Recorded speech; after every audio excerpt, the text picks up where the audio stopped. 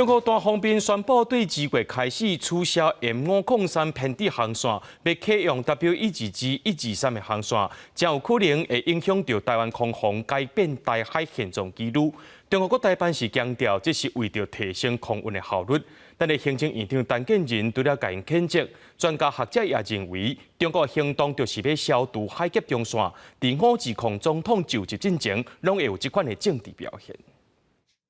总统大选结束，民进党大清朝胜选了后，中国各有新动作。三早单方面宣布，为2月开始取消 M503偏地航线，启用连接 M503航线的 W122、W123航线。南国严正抗议中国国台办说讲，变更航线是为了提升空军效率，也强调两岸无存在所谓海峡中线。M503航线是一条民用航线，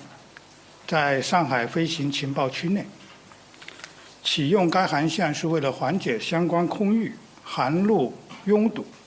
保障航空安全。M503航线是2015年初中国无甲咱国协商，单方面宣布划设一条航线。航线挖进海峡中线，经过咱国抗议，将就航路向西偏沙6海里，开放北往南飞行。2018年，中国国单方面启用南往北飞行，即摆国单方面宣布取消航线偏地措施，离海峡中线上近距离只有7.8公里，也搁启用 W122、W123连接航线，破坏了我们台湾海峡以及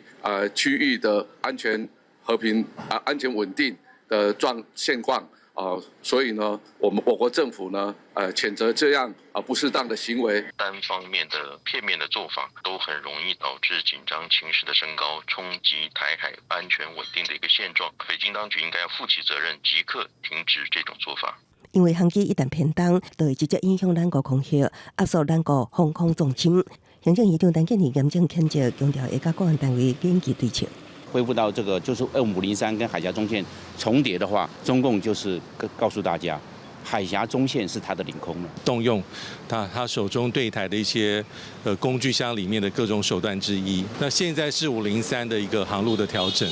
那基本上是更靠近海峡中线，我觉得这还是一种属于在政治上的考量了。专家学者认为，为总统大选了后，中国先是甲陆路恢复外交关系，打造咱国邦交国，即摆各单方面变动航线，想要武备清海峡中线的存在，也是5日总统就职进前一系列对咱国政治打压甲宣示的动作，对咱国空防加大压迫。记者综合报道。